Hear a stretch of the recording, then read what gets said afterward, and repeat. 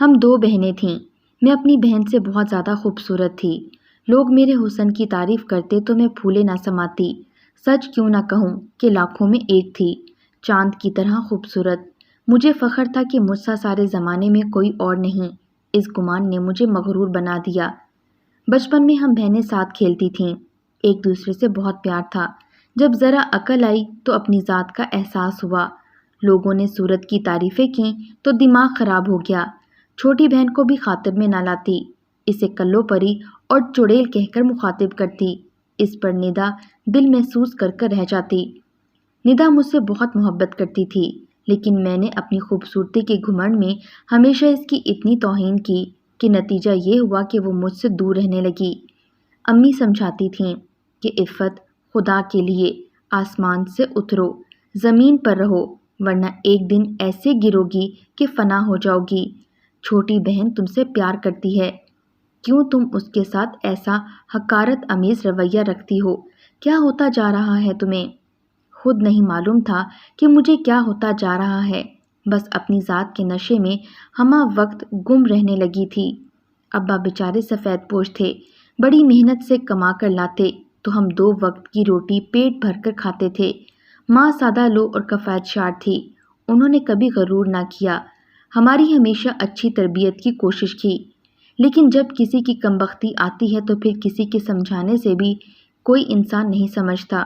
میں جب اسکول جاتی، لڑکے پیچھے آتے اور کہتے کہ وہ دیکھو حور جا رہی ہے۔ ان دنوں میں 8ویں میں تھی، مجھے اپنے گھر کے حالات کا بالکل احساس نہ تھا۔ امیر لڑکیاں ساتھ پڑھتی تھیں، ان سے دوستی کے شوق میں آئے دن نت نئے لباس اور جولری کی فرمائش کرتی رہتی۔ والدہ مطالبات پورے نہ کر سکتی تو لڑتی جھگڑتی اور ان کا سکون برباد کر ڈالتی۔ مجھے پڑھنے کا شوق نہ تھا، لیکن نت نئے فیشن اور لباس کی بہت چاہ تھی، جس سے والدہ لڑکیوں کی تعلیم سے بدظن ہو گئیں۔ ایک مشکل یہ تھی، جب اسکول میں کوئی فنکشن ہوتا، مجھے ڈرامے میں مرکزی کردار ادا کرنا پڑتا، کبھی شہزادی کا رول تو کبھی ملکہ کا۔ تب ویسا لباس بھی بنوانا ہوتا، جبکہ امی جان کی وسعت سے باہر تھی۔ ایسی فضول خرچیاں۔ اس بار جب ایک فنکشن میں مجھے شہزادی کا رول ملا تو میں نے امی سے کہا کہ مجھے خوبصورت لباس بنوا کر دیں۔ وہ بولیں کہ میری شادی کے دن کا خوبصورت مدھانی ساڑی رکھی ہوئی ہے، اس کو کٹوا کر تمہاری مرضی کا لباس بنوا دیتی ہوں۔ لیکن میں اڑ گئی کہ نہیں، مجھے نیا لباس چاہیے۔ اس پر والدہ کا صبر کا پیمانہ لبریز ہو گیا۔ انہوں نے سختی سے کہا کہ ڈرامے میں حصہ لینے سے انکار کر دو، ورنہ میں تمہیں اسکول سے نکال دوں گی۔ جب ضد پر اڑ گئی تو انہوں نے والد سے میری شکایت کر دی۔ انہوں نے ہم دونوں بہنوں کو ایک ساتھ اسکول سے اٹھا لیا، کیونکہ وہ اکیلی ندا کو اسکول نہیں بھیج سکتے تھے۔ اس وقت تو بالکل احساس نہ ہوا کہ میری ضد کی وجہ سے چھوٹی بہن کا بھی مستقبل تاریک ہو رہا ہے۔ جب اسکول نہ گئی تو از خود نام کٹ گیا اور ہم دونوں بہنیں گھر بیٹھ گئیں۔ حالانکہ ندا کو پڑھائی کا بہت شوق تھا، مگر وہ میری وجہ سے تعلیم سے محروم ہو گئی۔ ندا کو اسکول نہ جانے کا غم تھا، مگر میں ویسے ہی حشاش بشاش تھی۔ صبح تڑکے بیدار ہونا، تیار ہو کر اسکول جانا برا لگتا تھا۔ نیند ٹوٹتی تو برا حال ہوتا، سونا چاہتی تو ماں بار بار جھنجھوڑ کر جگاتیں۔ تب سوچتی کیا مصیبت ہے، سونے نہیں دیتی ہیں، آخر کیا ملے گا پڑھ کر مجھے؟ کاش کہ امی مجھے زبردستی پڑھنے نہ بھیجا کرتیں۔ صبح تک سوئے رہنے کی وجہ سے اسکول کی بلا وجہ چھٹیاں کیا کرتی اور ندا میرے لیے پریشان ہوتی، کیونکہ میں چھٹی کرتی تو اسے بھی لازماً چھٹی کرنا پڑتی۔ ہم دونوں 8ویں میں ساتھ پڑھتی تھیں۔ بڑی ہونے کے باوجود میں 1 سال پیچھے چل رہی تھی، کیونکہ ایک بار فیل ہو چکی تھی۔ ایک روز پھپھو ہمارے گھر آئیں۔ جب ان کو پتہ چلا ہم نے پڑھائی چھوڑ دی ہے تو وہ امی پر خفا ہوئیں، جو ان کو اسکول سے اٹھا لیا۔ امی نے میرے کرتوت ان کو نہ بتائے اور یہ کہہ کر بات کو ٹال دیا کہ پڑھ کر انہوں نے کون سا تیر مار لینا ہے، اسکول گھر سے کافی دور ہے، آوارہ لڑکے پیچھے لگ جاتے ہیں، تبھی تمہارے بھائی نے منع کر دیا کہ یہ گھر سے باہر نہ نکلیں۔ ہاں صحیح کہتی ہو، ہماری عفت ہے بھی تو اتنی خوبصورت، ضرور لڑکے پیچھے لگتے ہوں گے۔ خوبصورت بچیوں کی تو کچھ زیادہ ہی حفاظت کرنی پڑتی ہے۔ سچ مچ زمانہ خراب ہے، وہ اپنی گلی کی ایک دو لڑکیوں کے قصے سنا کر چلی گئیں کہ جن کو سن کر اماں کو اور ہول اٹھنے لگے۔ انہیں لگا کہ انہوں نے ہمیں اسکول سے اٹھا کر بہت صحیح فیصلہ کیا ہے۔ 16 سال کی تھی کہ میرے لیے رشتے آنا شروع ہو گئے۔ ہم غریب ضرور تھے لیکن حسن کی دولت بھی ایک قیمت رکھتی ہے۔ بے شک غریب کی بیٹی کے لیے اچھے گھروں سے رشتے کا آنا محال ہوتا ہے۔ یہ میرا حسن بے مثالی تھا کہ اتنے اچھے اچھے رشتے آ رہے تھے۔ جب عورتیں دیکھنے آتیں تو امی سے اصرار کرتیں کہ عفت کا رشتہ لینا ہے، انکار نہ کرو، جیسا کہو گی ہر شرط مانیں گے۔ تب اور زیادہ مجھے اپنی قدر و قیمت کا مان ہوتا۔ کتنی ناسمجھ تھی میں، جانتی نہ تھی کہ صورت ہی سب کچھ نہیں ہوتی اور ظاہری حسن وقتی ہوتا ہے۔ انسان کی اصل قدر و قیمت اس کی دیگر خوبیوں سے ہوتی ہے۔ اب میں اور زیادہ بند سنور کر رہنے لگی، ہر وقت خود کو آئینے میں دیکھتی تو نشہ سا چھا جاتا۔ اس طرح میں خود پرستی کی مرض میں مبتلا ہو گئی، اپنی چھوٹی معصوم بہن کے احساسات کا پاس نہ رہا، اسے بہن نہیں نوکرانی سمجھنے لگی کہ وہ بیچاری معمولی صورت کی تھی۔ ندا معمولی صورت کی ضرور تھی مگر سمجھدار بہت تھی۔ میں اسے ستاتی، وہ خاموش رہتی، میرے منہ لگنے کی بجائے گھر کے کام کرتی رہتی۔ وہ ماں کی مددگار تھی، کوشش کرتی زیادہ سے زیادہ اماں کی دعائیں لے، تبھی والدہ بھی اسے ہر وقت دعا دیتی تھیں کہ وہ ان کے سکھ کا باعث تھی۔ میں زیادہ وقت لیٹی رہتی، رسالے پڑھتی، اپنے سارے کام چھوٹی سے کرواتی۔ ماں کچھ کہتی تو شور مچا دیتی، اس خیال سے کہ پڑوسی نہ سنے وہ خاموش ہو جاتیں اور مجھے میرے حال پر چھوڑ کر عافیت محسوس کرتیں۔ میں اپنے کپڑے ندا سے دھلواتی اور کہتی کہ اب استری بھی کرو۔ کبھی کبھی وہ بول پڑتی، کیوں کروں تمہارے سارے کام، تم نوابزادی ہو۔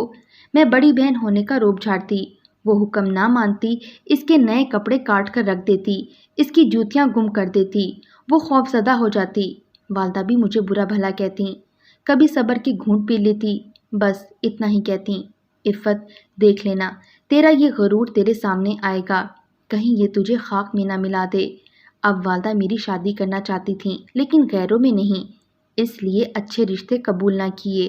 وہ کہتی تھیں، تو نے نبھا نہیں کرنا، اپنے پھر بھی نبھا لیں گے، غیروں میں گئی تو خود بھی کھانا خراب ہوگا اور ہم کو بھی برباد کر دے گی۔ وہ سچ کہتی تھیں۔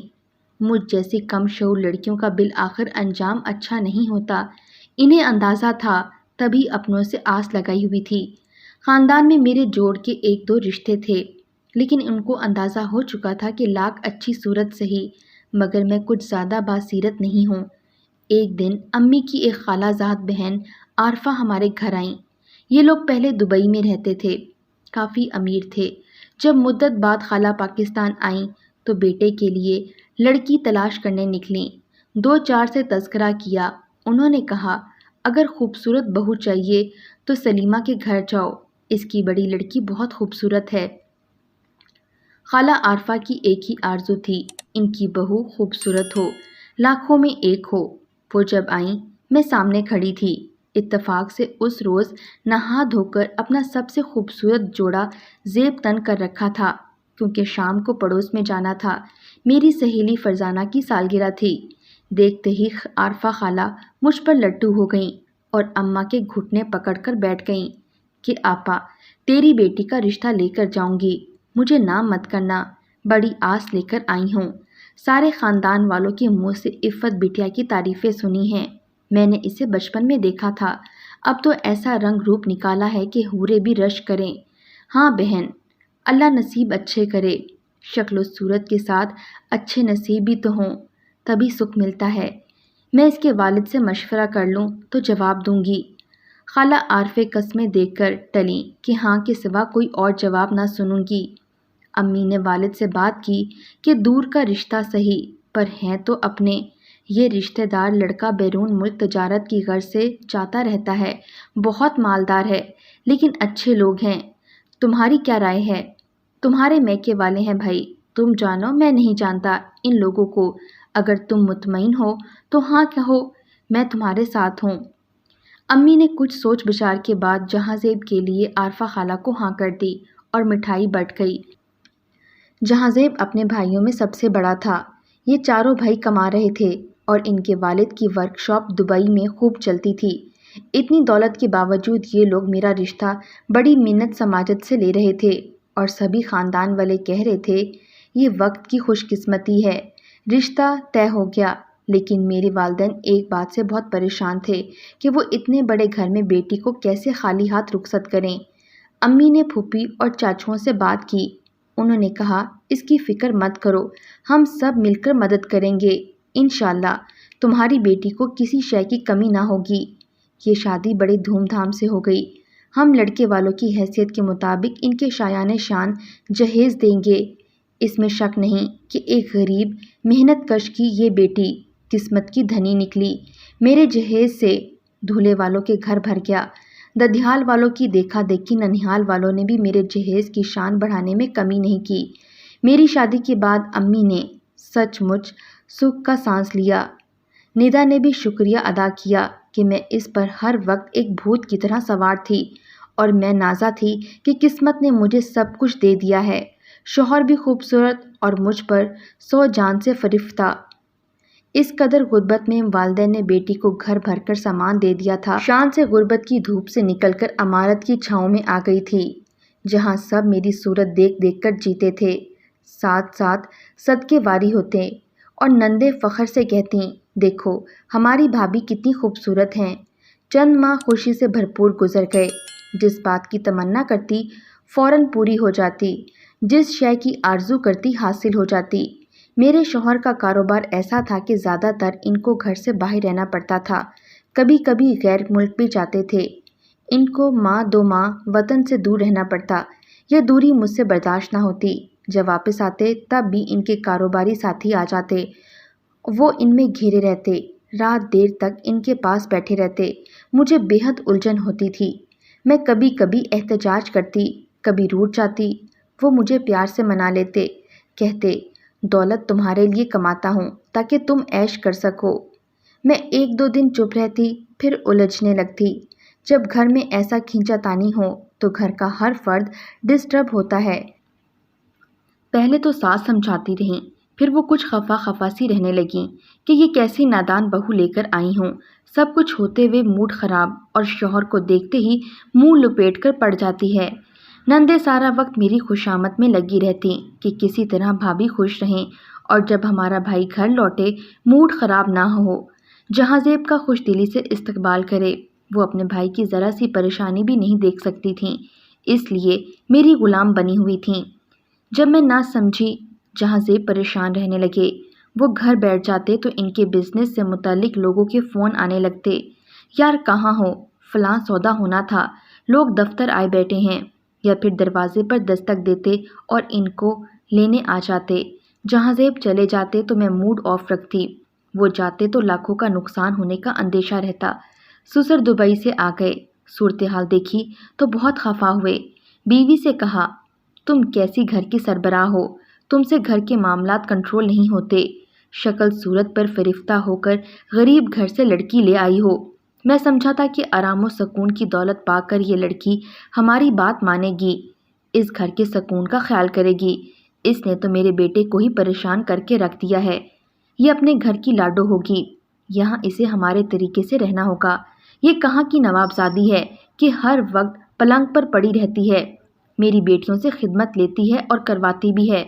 سیدھے سبھاؤ سے نہیں سمجھتی تو میکے بھجوا دو، 4 روز میں عقل ٹھکانے آ جائے گی۔ اب سانس کی آنکھیں کھلیں، مجھ سے بولیں کہ جب میری بیٹیاں نوکروں کے ہوتے ہوئے کام کرتی ہیں، میں کھانا اپنے ہاتھ سے بناتی ہوں، تو تم کیوں نہیں کام کو ہاتھ لگاتی؟ میں شروع سے کام چور تھی، ماں کے گھر میں تنکا بھی نہ توڑتی، اگر کوئی کام بادل ناخواستہ کرنا پڑ جاتا وہ خراب کر دیا کرتی تھی۔ جب ساس نے سسر کا پیغام دیا، بجائے ان کے حکم کا احترام کرتی، الٹا ساس سے الجھنے لگی۔ وہ زیادہ کچھ کہتی تو رونا شروع کر دیتی اور اماں کے گھر چلی جاتی۔ اماں کو بھی جا کر بڑھا چڑھا کر بتاتی کہ ساس جھگڑتی ہے، یہ لوگ مجھ پر ظلم کرتے ہیں، اتنے نوکر ہیں لیکن مجھ کو کام کرنے کو کہتی ہیں، جبکہ سب کچھ میرے میاں کا ہے، وہ اتنا کماتے ہیں، پھر میں کچن میں کیوں گھسوں اور اپنے ہاتھ میلے کروں؟ امی میری طبیعت جانتی تھیں، مگر میرا رونا ان سے برداشت نہ ہوتا۔ خالہ عارفہ کے پاس جا کر ان کو سمجھاتی کہ میری بچی ہے، اس پر اتنی سختی نہ کرو، رفتہ رفتہ وقت کے ساتھ سمجھ جائے گی۔ ایک دن انہوں نے کہہ دیا، سلیمہ آپا یہ سمجھنے والی چیز نہیں ہے۔ تم سے نہیں سمجھی جو اب ہم سے سمجھے گی۔ یہ بہت ضدی طبیعت کی لڑکی ہے۔ تم نے بیٹی کی صحیح پرورش نہیں کی۔ ہم شریف لوگ ہیں، اپنے ہیں، غیروں میں گئی ہوتی تو وہ کب کا اس کو چلتا کر دیتے۔ شکل اچھی ہو اور اعمال اچھے نہ ہوں تو ایسی صورت کس کام کی؟ بات ان کی صحیح تھی، مگر فطور میرے دماغ میں تھا۔ آئینے کے عکس نے مجھے اتنا گھمنڈی بنا دیا کہ اپنی اوقات بھول گئی، اپنے آگے کسی کو کچھ نہ سمجھتی تھی۔ امی مجھے اور میری ساس کو الگ الگ سمجھا کر تھک گئیں تو وہ کبھی مجھ سے اور کبھی میری ساس سے الجھنے لگیں۔ ایک روز تو حد ہو گئی، جبکہ میں 3 دن تک میاں سے روٹھی رہی تو وہ میری شکایت لے کر امی کے پاس گئے۔ چاہیے تو یہ تھا کہ امی داماد کا مان رکھتیں اور مجھے سرزنش کرتیں۔ جانے ان کے منہ سے کیوں ایسے الفاظ نکل گئے کہ میں اس روز روز کی چک چک سے تنگ آ گئی ہوں۔ اگر میری بیٹی بھاری ہے تو واپس کر دو۔ تم مرد ہو اور یہ مرد کا کام ہوتا ہے بیوی اور اپنے گھر والوں کے درمیان متوازن سلوک رکھے۔ تمہارے اندر کچھ کمی ہے جو سب کچھ پا کر بھی میری بیٹی ناخوش ہے۔ غرض امی نے داماد کو اس روز کھری کھری سنا دیں کہ وہ دم بخود رہ گئے۔ اماں کی اس طرفداری سے میں نے غلط مطلب لیا۔ مجھے شہ مل گئی۔ کہا کہ جہاں زیب مجھے علیحدہ گھر لے کر دیں، میں آپ کے کنبے کے ساتھ نہیں رہوں گی۔ ذرا سا وقت اب جو کاروبار سے بچتا ہے وہ ماں بہنوں اور بھائیوں کے درمیان بیٹھ کر گزار دیتے ہیں اور میں کمرے میں ایک قیدی کی طرح پڑی رہتی ہوں۔ کسی طرح ان لوگوں میں نے 2 سال کٹھے نکال دیے ہیں۔ اولاد نہ ہوئی تو اس بات کا الزام بھی انہی لوگوں کو دینے لگی کہ ٹینشن میں رکھتے ہیں تبھی اولاد نہیں ہوتی۔ اس پر سسر نے آواز بلند اعلان کیا، اب ہم اپنے بیٹے کی دوسری شادی کریں گے۔ گھر میں تناؤ بڑھتا گیا۔ بے شک جہاں زیب مجھے بہت کم وقت دے پاتے تھے، وہ زیادہ تر گھر سے باہر رہتے تھے، لیکن یہ ان کی مجبوری تھی۔ ایک بیوی کو یہ بات سمجھنی چاہیے کہ اس کے شوہر پر کیا ذمہ داریاں ہیں۔ دیوروں اور نندوں کی ابھی شادیاں نہیں ہوئی تھیں، ان کے والدین سلامت تھے، بھلا وہ کیسے ان سے غافل ہو جاتے اور اپنے کنبے سے کیسے علیحدہ رہ سکتے تھے۔ ان دنوں امی کے گھر میں شوہر سے روٹھ کر آئی ہوئی تھی کہ ایک رات اچانک دل کا دورہ پڑا۔ امی بلڈ پریشر کی مریضہ تھیں، اللہ کو پیاری ہو گئیں۔ ان کے 40ویں کے بعد والد نے کچھ رشتہ داروں سے کہا کہ آپ لوگ میری بیٹی کے سسرال والوں کو آمادہ کریں کہ وہ عفت کو منا کر لے جائیں۔ رشتہ دار میرے حالات جان چکے تھے۔ انہوں نے کہا ہمارا اس معاملے میں پڑنا مناسب نہیں، آپ خود بیٹی کو لے جا کر اس کے گھر چھوڑ دیں۔ ایک روز ابا جی نے مجھے کہا، بیٹی تیرے ناز اٹھانے والی چلی گئی ہے اور میں بیمار رہتا ہوں، 2 لڑکیوں کو نہیں پال سکتا۔ تم ٹھیک سے اپنے گھر بسو گی تو کوئی ندا کا رشتہ لے گا۔ تمہارا حال دیکھ کر اب رشتہ دار مجھ سے کترانے لگے ہیں۔ بیٹی تم خود اپنے شوہر کو فون کرو، وہ آ کر تمہیں لے جائے۔ ساس سے معافی مانگ لو اور ان کا ہر کہا مانو، اس میں تمہاری شان نہیں گھٹتی بلکہ عزت بڑھے گی۔ باپ کے سمجھانے پر میں راضی ہو گئی۔ وہ خود مجھے سسرال پہنچانے گئے اور ساس سے معافی مانگنے کو کہا، مگر عارفہ خالہ سخت مزاج ہو گئی تھیں۔ بادل نخواستہ میرا واپس آنا قبول کیا اور شرط یہ رکھی کہ میں سب کے لیے دوپہر کا کھانا بناؤں گی۔ ساس نوکروں کے ہوتے ہوئے کچن خود سنبھالتی تھی اور اپنے ہاتھ کا کھانا پسند کرتی تھیں۔ میرے لیے یہ شرط کڑی تھی، جس نے کبھی ہل کر پانی نہ پیا ہو وہ کیسے اتنے سارے لوگوں کے لیے کھانا بنا سکتی تھی۔ میں تو 2 روز میں ہانپ گئی، حالانکہ نندیں بھی باری باری اس کام میں میرا ہاتھ بٹاتی تھیں۔ میں نے کھانا پکانے سے انکار کر دیا۔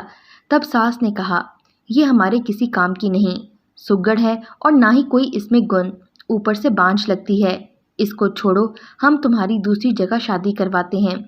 مگر جہاں سے مجھ سے محبت کرتے تھے وہ خاموش رہے۔ گھر والوں نے مجھ سے بات چیت بند کر دی۔ وہ مجھ سے کھانے کا بھی نہ پوچھتے، بھوک لگتی خود کچن میں جا کر کھانا کھا لیتی۔ اب میرا دل ان لوگوں سے برا رہنے لگا۔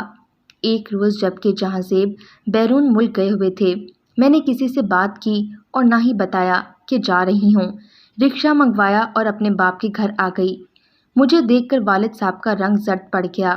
ندا بھی خوفزدہ ہو گئی، ہاتھ جوڑ کر بولی، باجی خدا کے لیے تم نے خود اپنے حالات خراب کیے ہیں تو خود سلجھاؤ، اپنے گھر میں بسو، ان لوگوں کی خدمت کرو ورنہ تمہارا گھر برباد ہو جائے گا۔ کیا یہ گھر نہیں؟ کیا برباد ہو جائے گا؟ میں ان لوگوں کی بہو ہوں، نوکرانی نہیں۔ مجھ سے ایسے لوگوں میں نہیں رہا جاتا جو مجھ سے گھر کا کام کرنے کو کہتے ہیں۔ ابا نے کہا، بیٹی، اپنا گھر جنت ہوتا ہے، اپنے گھر میں سبھی کو کام کرنا ہوتا ہے، اس میں غلط بات کیا ہے؟ میرے اتنے اچھے رشتے آئے تھے، نہ جانے اماں کو اپنی خالہ زاد بہن میں کیا دیکھا، مجھے اتنے بڑے کنبے میں دھکیل دیا۔ ابا بیمار ہیں، اماں تو چلی گئی ہیں، اب لڑ لڑ کر ان کی بھی جان لوگی۔ تب میں غصے میں آپے سے باہر ہو گئی اور چھوٹی بہن پر ہاتھ اٹھا دیا۔ والد نے ہانپتے کانپتے کسی طرح بات کو سنبھالا۔ اماں کی وفات کے بعد شاید خالہ عارفہ کے دل سے ابا کا بھی لحاظ جاتا رہا تھا۔ والد نے ان کو کئی فون کیے، انہوں نے جواب نہ دیا، بلکہ کہلا بھیجا کہ بہو بن کر رہنا ہے تو آ جائے، ورنہ آنے کی ضرورت نہیں۔ ایک روز بالآخر مجھے اپنے غرور کی سزا مل گئی، بلکہ میری چھوٹی چھوٹی خطاؤں کی سخت سزا ملی۔ سسر نے اپنی بھتیجی سے جہاں زیب کا نکاح پڑھوا دیا۔ میں اپنی جگہ روٹھی بیٹھی تھی، ادھر میرے کمرے میں میرے جیون ساتھی کے لیے نئی سیج سجا دی گئی۔ سال بعد کسی نے بتایا کہ عفت، تمہیں معلوم ہے تمہارے میاں نے دوسری شادی کر لی ہے، اب وہ ایک بچے کا باپ بننے والا ہے۔ یہ سن کر میرے پیروں تلے سے زمین نکل گئی۔ آئینے میں اپنی صورت دیکھی، وہ اپنی نہ لگی۔ صورت پر 12 بج رہے تھے، اب وہ شکل رہی اور نہ وہ غرور رہا۔ صورت رہ جاتی تو بھی کرتی کیا، سانپ نکل گیا تھا، لاٹھی اور لکیر رہ گئی تھی۔ والد اس غم کو سہ نہ سکے، وہ اللہ کو پیارے ہو گئے۔ اس کے بعد ہم دونوں بہنوں کا کوئی نہ رہا، رشتہ دار پہلے ہی بیچ میں نہ پڑتے تھے۔ اب میں سسرال کیوں کر جاتی، سوتن آ چکی تھی۔ اللہ نے جہاں زیب کو بیٹا دے دیا تھا، وہ بھی لینے نہ آئے، جیسے ان کو میری ضرورت نہ رہی۔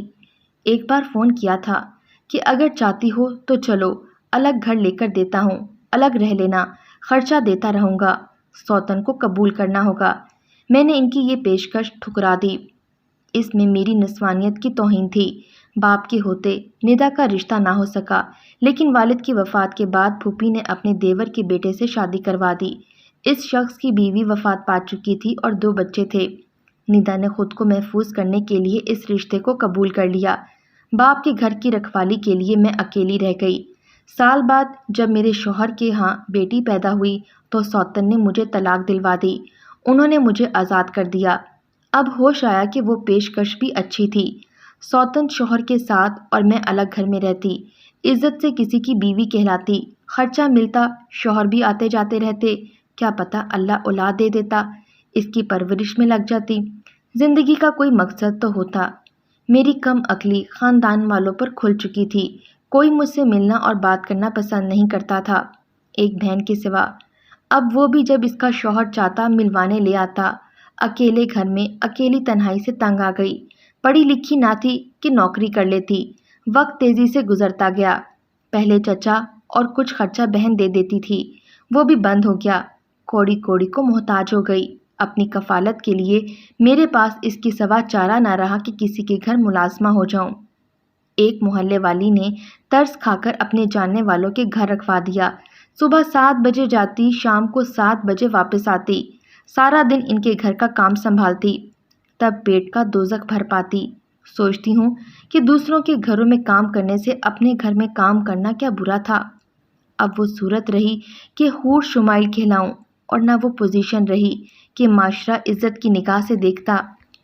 کاش میں پہلے سوچ لیتی کہ صورت ہمیشہ نہیں رہتی اور سیرت سے ہی انسان کی زندگی بنتی ہے۔